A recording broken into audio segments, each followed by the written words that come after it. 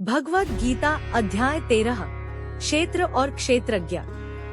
कुरुक्षेत्र के रणभूमि में जब अर्जुन अपने रथ पर खड़ा था, तब श्री कृष्ण ने उसे ज्ञान का एक और गूढ़ रहस्य बताया। यह अध्याय क्षेत्र क्षेत्रज्ञ विभाग योग कहलाता है।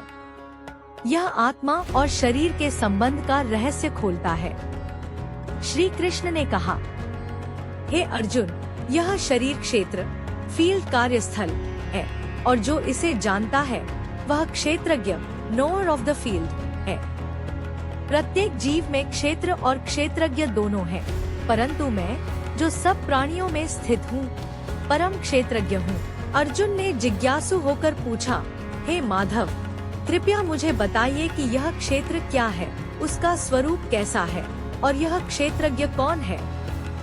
श्री कृष्ण ने उत्तर दिया, अर्जुन, यह शरीर पंचमहाभूतों पृथ्वी, जल, अग्नि, वायु, आकाश, अहंकार, बुद्धि, अविद्या, इंद्रिया और मन से बना है। इसमें इच्छाएं, द्वेष, सुख, दुख, संयोग और चेतना जैसी भावनाएं उत्पन्न होती हैं। यही सब मिलकर क्षेत्र कहलाता है।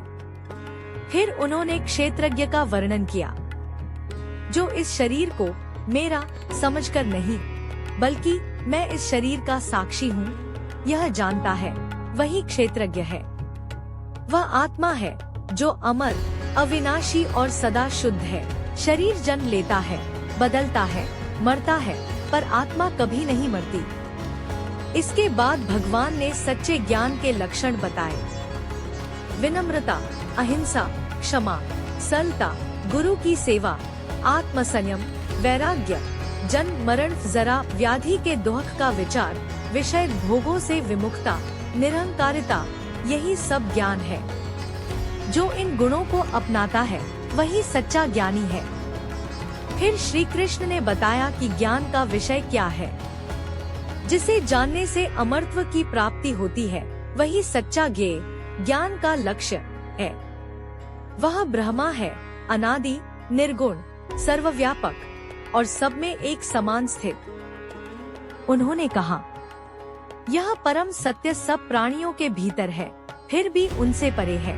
जैसे सूर्य सारे जगत को प्रकाश देता है, वैसे ही आत्मा पूरे शरीर को चेतना देती है। भगवान ने फिर समझाया कि कैसे आत्मा और प्रकृति मिलकर संसार रचते हैं। प्रकृति कार्य करती है, जन्म, क्रिया, गुण, कर्म, और आत्मा उसका साक्षी है। अज्ञानवश आत्मा स्वयं को कर्म करने वाला समझ बैठता है, पर जो विवेक से देखता है वह जानता है कि आत्मा न करता है, न करवाता है। श्री कृष्ण ने कहा, जो यह देखता है कि परमात्मा सब प्राणियों में समान रूप से स्थित है, वह वास्तव में देखता है।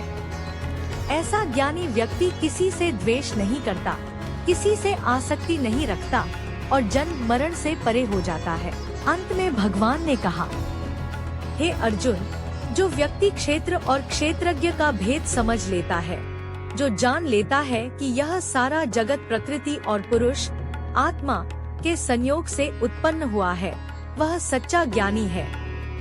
वह मोक्ष प्राप्त करता है और फिर इस संसार में लौटता नहीं। इस प्रकार अध्याय 13 हमें सिखाता है कि शरीर अस्थायी है, आत्मा शाश्वत है। जो व्यक्ति स्वयं को शरीर नहीं बल्कि आत्मा के रूप में पहचान लेता है, वही वास्तव में मुक्त है।